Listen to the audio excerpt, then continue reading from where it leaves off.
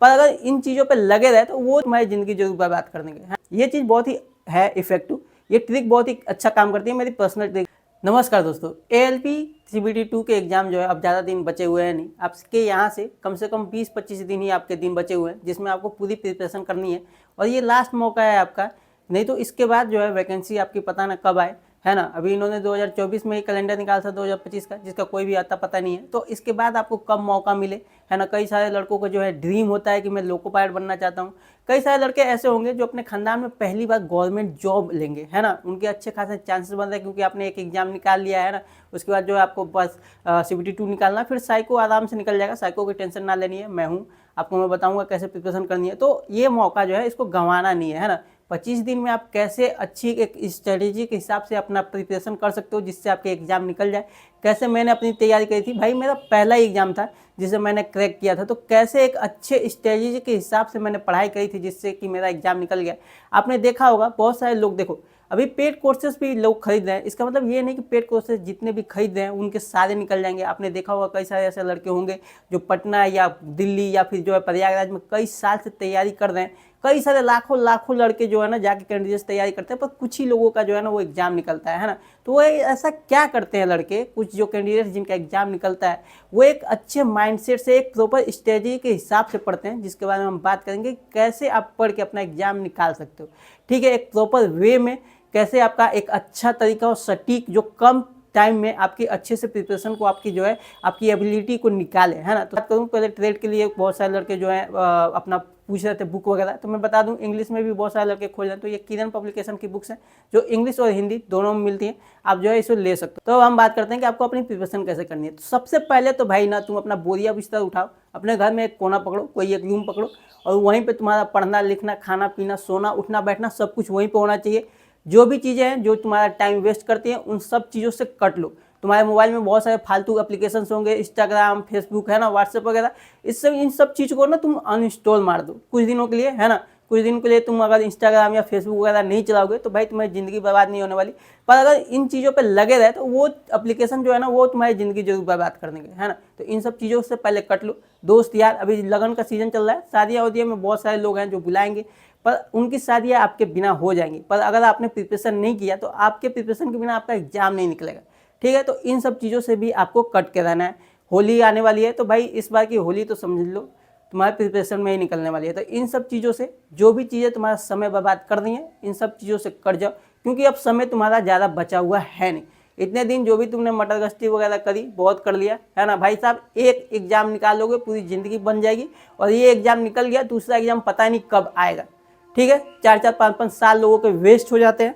तो जो है अपना समय एक अच्छी जगह पर लगाओ। अब से कम तुमको पढ़ाई पे अपने कम से कम 8 से 9 घंटे तुमको देने पड़ेंगे। ये माइंडसेट अपना बना लो। ठीक है, अब हम बात करते हैं कि तुमको अपनी तैयारी कैसे करनी है। तो सबसे पहला काम जो है तुमको ये करना है कि देखना है कि आप इस समय खुद कहाँ पे हो। मान लो अगर तुमको कहीं पे जाना है तो सबसे पहले आदमी क्या करता है भाई, देख लो तुम्हारे खानदान में कभी कोई गया नहीं, ना पापा गए ना परदादा गया है, ना कोई बताने वाला है नहीं। तो इस समय आदमी क्या करता है, पहले गूगल मैप निकालेगा, उसमें अपना डेस्टिनेशन डालेगा और ये देखेगा कि मैं कहाँ पे हूँ, वो चीज़ें डालेगा। उसके बाद जो है ये देखेगा कि यहाँ से यहाँ तक दूरी कहाँ पे है, कितनी डिस्टेंस पड़ रही है और कैसे कैसे होके कहाँ से कहाँ तक जाना है ना। तो पहला चीज़ ये देखना है कि तुम कहाँ पे हो, ये चीज़ देखना है। तो एक जो है प्रैक्टिस सेट लगाओ, प्रीवियस ईयर के कोई क्वेश्चन उठाओ और उनको लगाओ टाइमर सेट करके। उससे तुमको पता चलेगा कि तुम कहाँ पे हो, कितने क्वेश्चन तुमसे बन रहे हैं और कहाँ जाना है। तो मैं आपको बता दूं कहाँ जाना है, आपको कम से कम 75 प्लस तक जाना है। ठीक है, 80 का टारगेट रखो पर 75 प्लस कम से कम तो तुमको जाना ही है। ठीक है, कैटेगरी वाइज क्या कट ऑफ जाएगी, क्या सेफ स्कोर रहेगा, इसके बारे में हम बाद में बात करेंगे। पर अभी तुम्हारे पास 1 महीने का टाइम है, तो तुम्हारा टारगेट 75 प्लस तो होना ही चाहिए। ठीक है, तो तुमको जाना है 75 प्लस। कहाँ पे हो ये खुद तुम देख सकते हो। एक प्रैक्टिस सेट लगाओ, प्रीवियस ईयर के कोई क्वेश्चन पेपर उठाओ, उनको लगाओ टाइमर प्रॉपर सेट करके एकदम ईमानदारी से, और तुम देखो कि तुम कहाँ पे हो एग्जैक्टली, है ना, जहाँ पे तुम लैंड कर दो और कहाँ से कहाँ जाना है। अब देख लो कितना डिस्टेंस तुम्हारा बच रहा है। ठीक है, अब तुमको देखना ये है कि किस क्वेश्चन के कितने वेटेज बन रहे हैं। आपको पता है कि CBT 2 के पार्ट ए में आपके मैथ होने हैं, रीजनिंग होने हैं, basic science and engineering drawing होना है। मैथ से आपके 25 क्वेश्चन, रीजनिंग से आपके 25 क्वेश्चन और बेसिक साइंस और इंजीनियरिंग ड्राइंग मिला के कुल जो है 50 क्वेश्चन आने वाले हैं। ठीक है, तो 25 आपके हो गए मैथ में अब तुम कितना कर सकते हो ये चीज़ें तुम उसी से निकाल सकते हो, है ना। 25 में देखो रीजनिंग का क्या है, रीजनिंग बहुत सारे लड़के ऐसे हैं जो 20 प्लस तो कर ही लेंगे। अब तुमने मान लो 75 जाना है, तुमने 20 कर लिए रीजनिंग से, ठीक है। मैथ जो है, मैथ 17, 15, 16 जितने कर सकते हो, मान लो तुमने 17 किए, 20 उधर हो गए रीजनिंग के और 17 हो गए तुम्हारे मैथ के, ये हो गए तुम्हारे 37, ठीक है। अब तुमको 75 जाना है तो उधर तुमको जानते हो कितना करना पड़ेगा, उधर करना पड़ेगा तुमको 38। तो अब ये बताओ 50 क्वेश्चन में से तुम 38 कर सकते हो क्या? भाई साहब मैथ रीजनिंग में तुमने बस 37 नंबर किए, 38 नंबर तुम बेसिक साइंस और इंजीनियरिंग ड्राइंग जो कि 85 नंबर का आने वाला है उसमें तुम 38 क्वेश्चन कर सकते हो एकदम करेक्ट। अगर नहीं कर सकते तुमको इधर नंबर बढ़ाने हैं, ठीक है। मान लो जो है रीजनिंग सबका इजी रहता है, 2 नंबर और बढ़ाओ, वहाँ पे 20 कर रहे थे 22 करो, 23 करो, 24 करो, 2-3 गलतियां तो होंगी ही, तुम 23 तक जा सकते हो मैक्सिमम, मैं 22 ही पकड़ के चल रहा हूँ।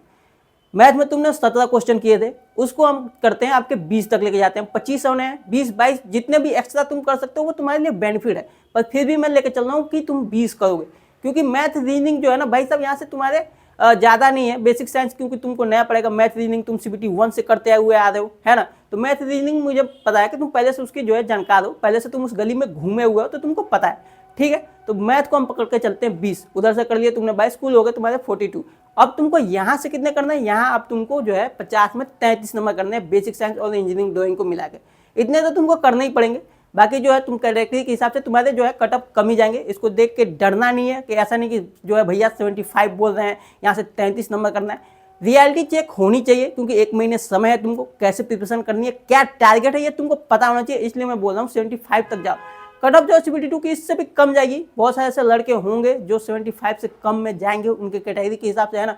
SC की ST की कटअप कम जाती है, OBC EWS जो है जनरल की कटअप हाई जाएगी सबको पता है। OBC इस समय कम नहीं है भाई, OBC भी जनरल को टच करते हुए ज़्यादा अंतर होता नहीं है। EWS क्योंकि नया है, उनको जो है सीटें हैं उनके लिए, तो कई जगह पे उन्होंने फॉर्म भी कम डाला है। EWS के कई लोगों के पास जो है सर्टिफिकेट नहीं होंगे, तो इनकी कटअप जो है ना कम जाएगी। कई जगहों पे ऐसा होगा कि OBC से भी कम कटअप जाए इनकी, है ना।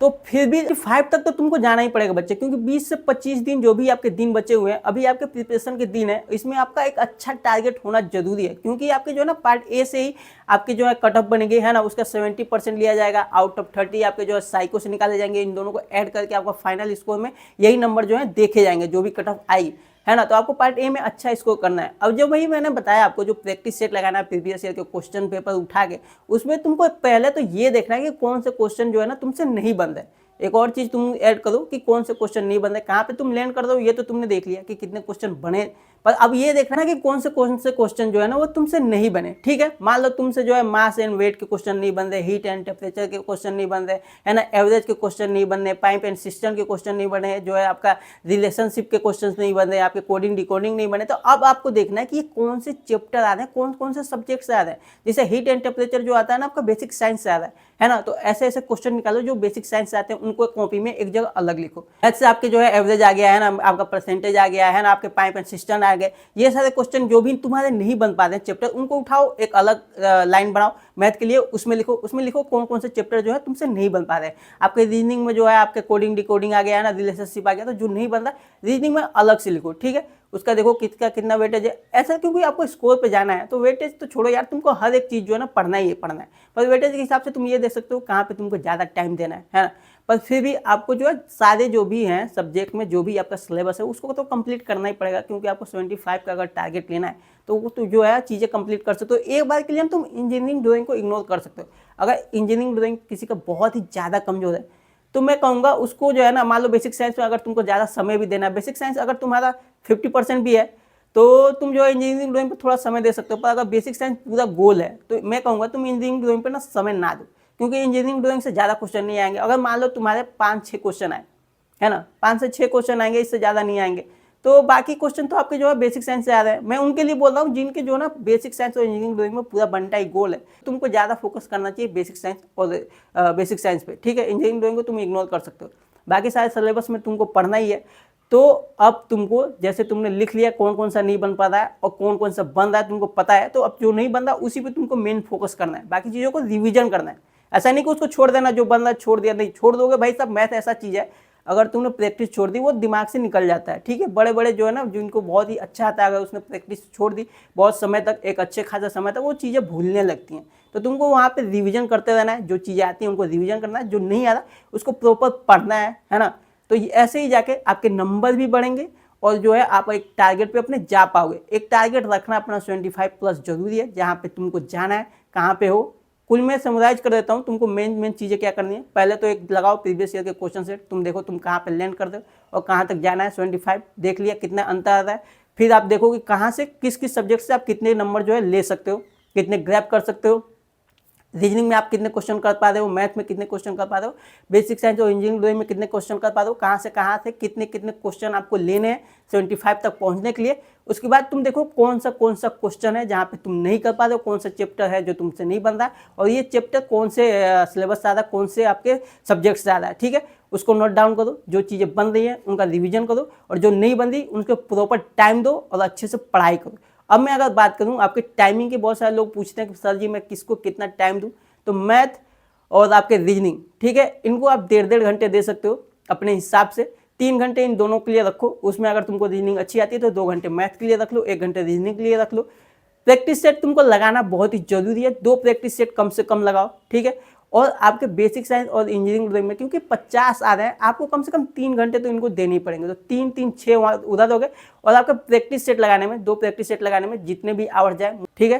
तो ये आपका है। अब आपको देखो मैं बताऊं, अगर बेसिक साइंस पढ़ने का सबसे आसान तरीका है, जो भी चीज़ें आपको याद करनी है उनको आपको सुबह सुबह पढ़ना चाहिए। जैसे तुम सो के उठे, माइंड फ्रेश होता है थोड़ा सा, क्योंकि तुम सो के उठे हो, पूरा प्रॉपर उसको रेस्ट मिला हो। तो जो भी चीज़ें याद करनी है उनको सुबह पढ़ो। प्रैक्टिस सेट तुम जो है ना वो लगा सकते हो दिन में, क्योंकि बीच में दोपहर के टाइम अगर तुम प्रैक्टिस सेट लगा दो तो जो जो गलतियां हुई हैं तुमको पता है, कौन कौन सा चीज़ गलती हुई है, किस सब्जेक्ट से गलती हुई है, उसको एनालाइज करोगे।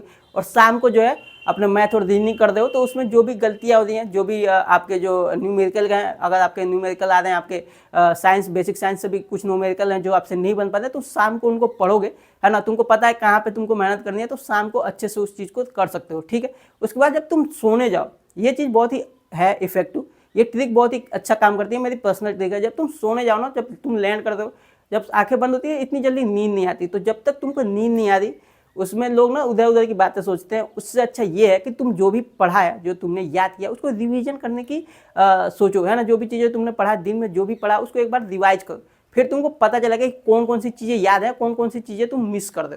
तो जो चीज़ मिस कर दो, सुबह उठते ही उसको जो है रिपीट कर दो, मतलब एक बार रिवाइज कर दो, ठीक है। ये सारा तरीका है, और मुझे उम्मीद है कि आपके नंबर्स बढ़ेंगे अगर इन तरीकों को आप जो है फॉलो करते हो। बाकी हम आपसे मिलते हैं नेक्स्ट वीडियो में किसी और टॉपिक पर बात करते हुए। तब तक के लिए